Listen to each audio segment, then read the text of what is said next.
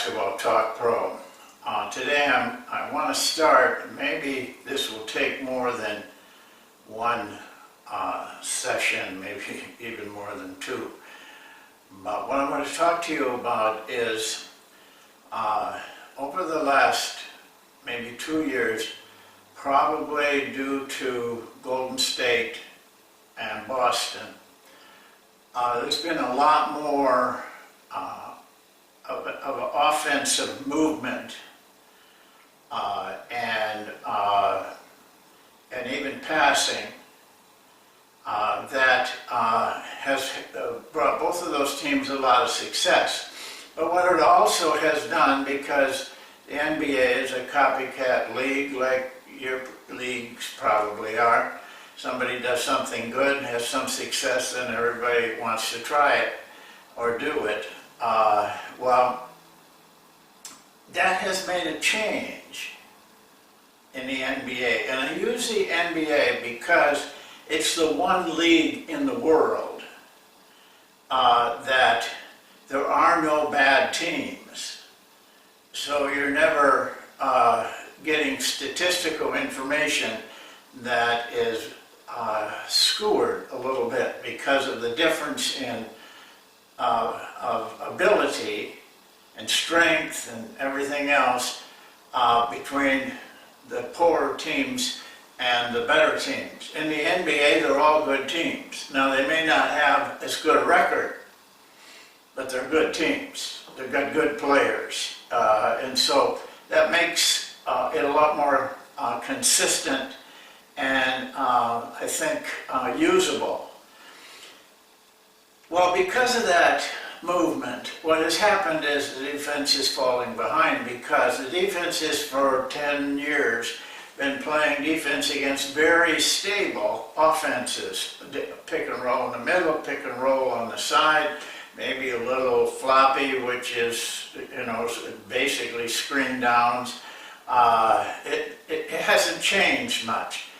And very easy then to defend because it's predictable. But now it's not predictable anymore. And so I want to talk about that because it's going to drift down. It always does, to whatever level you're coaching at. But let me start with this. What you're really working on when you're playing basketball is, if you boil it down to the ultimate reality, it's centered around one word: confusion. I call it scramble. In my book, and when I talk to you guys, I call it scramble. But it is basically confusion. And so what you're really attempting to do, regardless of how much faith you put in the type of defense or type of offense, this is what makes both work or fail. And that is having your team or their team in a state of confusion. On offense, that's what you want to do to the defense. On defense, that's what you want your team not to do on defense, is to become scrambled. That's the most vulnerable part of defense that there is. I don't care what kind of method you're using. So now what you're seeing is a lot of confusion defensively, because they've never played against this kind of attack. And so consequently, the offense is doing very well right now. Defense, not so well. So I'm going to talk to you about that, because it's going to be your test also, night after night, no matter where you are. Well, eventually what I want to show you is some ways that you can avoid on defense. Now we're talking about you can avoid becoming scrambled. And really scrambled and confused is that you're out of your comfort zone, so to speak, and you're struggling very hard to get back into it. But it's difficult once it starts, once you're in that mode. We try to do it on our offense with the cut through the middle. Boston, and to a certain extent Golden State, does it with handoffs, really kind of fake screens, not real screens, but just enough so that the defense is constantly adjusting. When you see, the only games now are going to be playoff games, when you look at the offensive teams, how the offense is playing, take your eyes off of the ball and look on the weak side or away from the ball. And you will see guys that are frantically guarding their men when they're not even in the play. I mean, they're right up to them chest to chest. And then look at all the big holes that there are when they're doing that, where people can drive, and that starts the confusion. That creates the defensive scramble. So what you want to do is find a way to avoid that. And I'm going to talk to you about some things today, and then show you some things on the floor over the next couple of days. Well, one of the ways that you can get away from playing in scramble is the type of possession that you give to your opponent. Basketball is just a constant changing of possession of the ball. We have dug very deep, and we have learned that there's certain possessions that are not very good for the offense. There's some that are very good for the offense. So we'll start up here. One of the better possessions defensively for you that you give to your opponent is after a made field goal.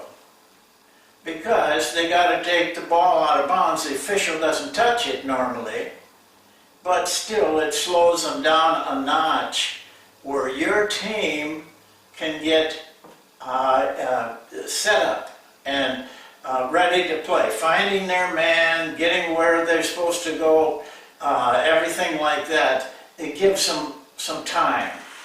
And they usually end up in this, playing a half-court offense, which allows the defense to get set up and be very resistant.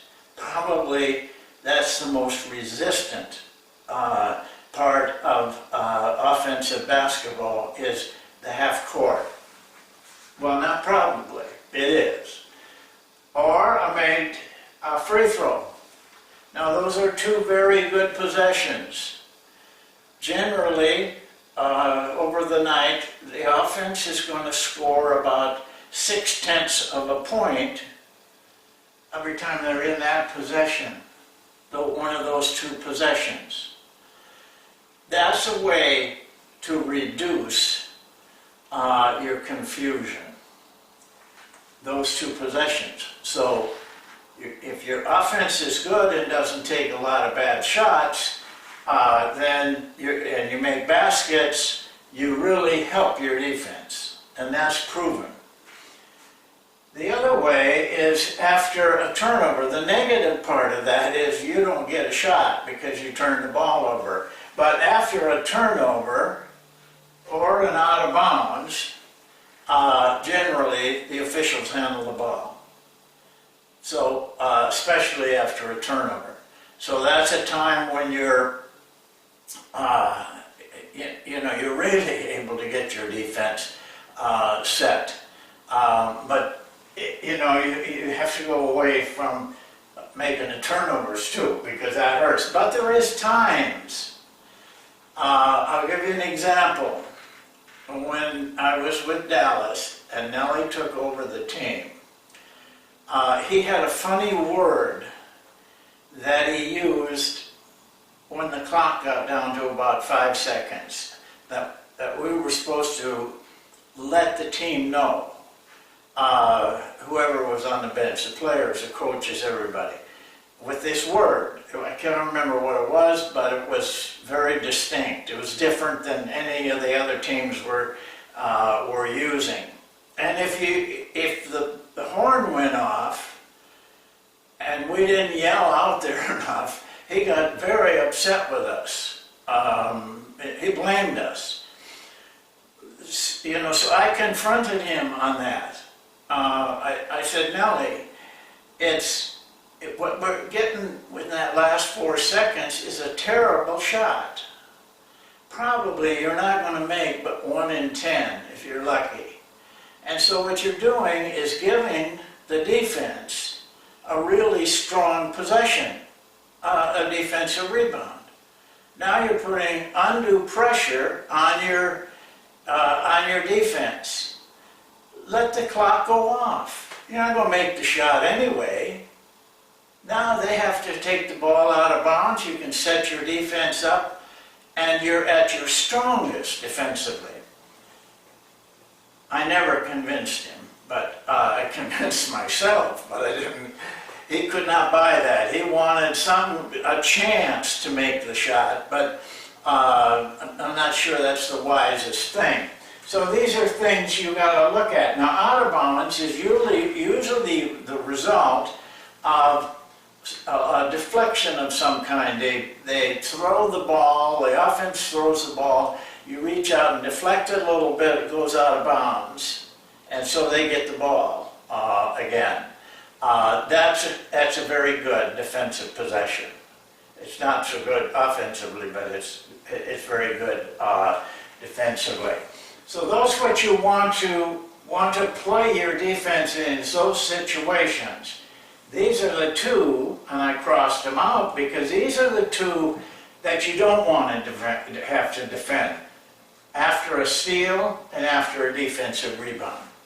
That is where the offense has the advantage. And we're not going to go into offense, but the fewer of those that you can give up, the better, the easier it is for your defense. Well, now let's look over here at some ways that I'm hoping you got your books or whatever you write with, and you're writing this down, because otherwise, by tomorrow you'll forget it, and certainly by November you'll forget it. So get this down, because I think you'll find if you will follow this, that you're going to have better success defensively. You're not going to look really terrific, but you're going to be terrific. When they get a half court, the half court is not what is your biggest threat. The play breaks down, breakdown is your greatest threat. That is where offensive players are very good. You know why? Because you're confused and you're in scramble. They take advantage of that. They're very good in that. I don't care what games you do, it'd be an anomaly if you, at the end of the game, your breakdown wasn't scoring 1.1 points per game versus your half court. We've shown you, even in the NBA, that is reduced to now less than 0.5 per time they run it. That is not much of a threat. Fast break does not get a lot of shots. Even though it's a flurry, exciting, but it really doesn't result in the shot you want. But when you go here, You continue to attack. We call that transition. That's our vocabulary. And you get down and you don't set up. You just keep right at them with some type of organization. For us, that's the monk offense. And that is probably the highest you'll see your points scored per possession. This is what you're facing all game long. In the half court, what I'm going to tell you is going to, I know that you're not going to buy into it, but you may, if you stay in coaching another 10 years, you may buy into it then, somewhere along the round. You don't want a defense that disrupts them, because it disrupts you. And when you're both disrupted, the offense has the advantage, because they know what they're going to do. The defense has to react to it. It's when defense is the weakest. When I was in the CBA, we had a team in the CBA that was very good. And basically because they had about 5 ex-NBA guys, and a couple of them were really good ABA players. But when we studied them and done our preparation of going over their plays, I can remember it, seeing it. My assistants were trying to pick out which best plays that we had to defend. But when I looked at it, I didn't see any play that we had to defend. But those guys, those players, were really good when they didn't have a play. When they were either in breakdown or transition. So my approach to that game was that I wanted them to get their shots in their plays. I didn't want to disrupt them. So we played our defense that way, which is very easy in the ball line defense. That's why the ball line defense has effect, because it's very hard to break it down and get it disrupted. So there's times, and maybe more times than you think, that disrupting their offense, which is what a lot of coaches want to do, trapping, all kinds of stunting things, but it puts them into your scramble, and it gives them much more of a chance for those kind of possessions. So we go back now to the 3 pillars. And I will always stay around those 3 things. Control, penetration. What you see now is tremendous penetration because the defense is so spread out. They haven't figured out yet that they don't need to be that spread out. But look, take your eyes off the ball and watch in an NBA game. And watch for the space inside. So the penetration is going to scramble you, no matter what you're doing. So you want to control that penetration. We do it with the ball line defense because every time a guy gets the ball, he's looking at a man guarding him, but he's also looking at 4 men in his way to the basket. So what we are trying to do there is not give them the opportunity to penetrate.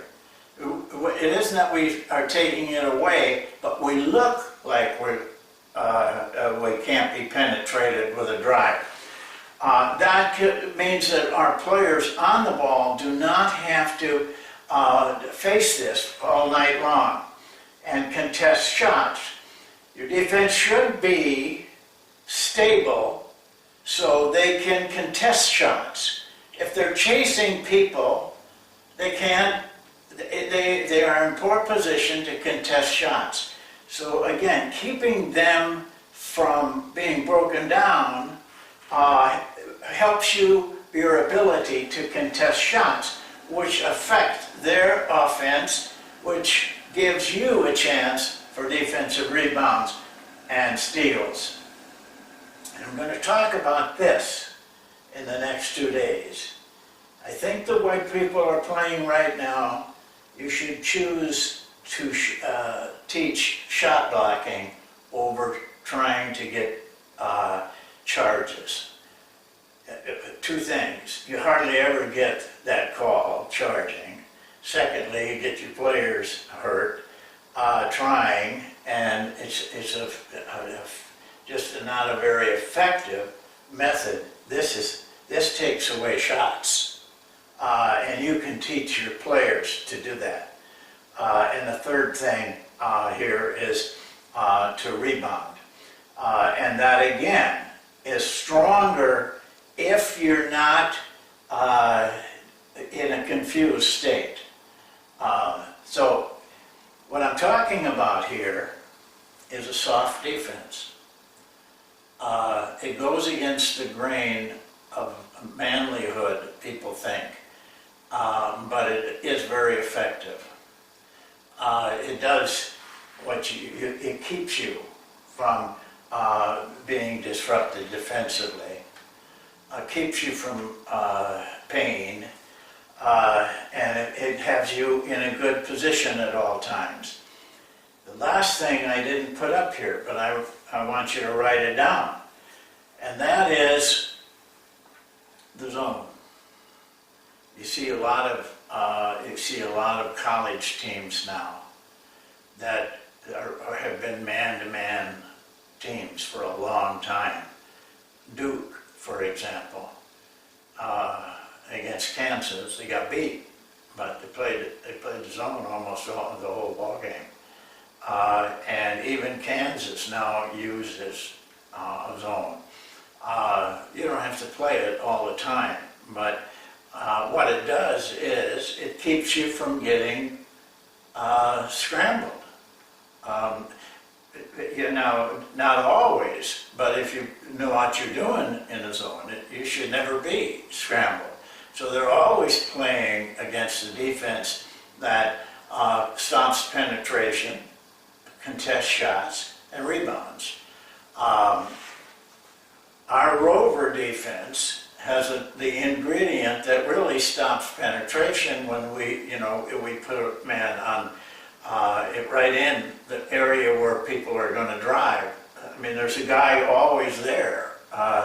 And so penetration by the pass and penetration by the drive is very negligible.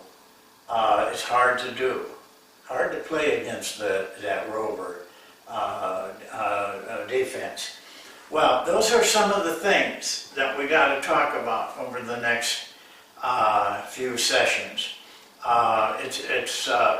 It's kind of exciting because it's challenging. It's been some time since we've been challenged defensively like you're seeing now. And I saw college teams trying to do what Golden State is doing, what Boston is doing. Boston, the guy was doing that when he was in college. I was very impressed with his offense. I thought he was winning with very inferior players to the people who he was playing against. With just, I call them fake screen at the balls. They throw the ball, go screen, but it isn't really a screen. The guy dribbles off it. If you make a mistake, he's got to drive. But if not, he just runs over and hands off to another guy who does the same thing until they get the defense a little bit scrambled. Then they start attacking. But we'll get into that. So that's it for today, and we'll see you next time. Thanks for watching.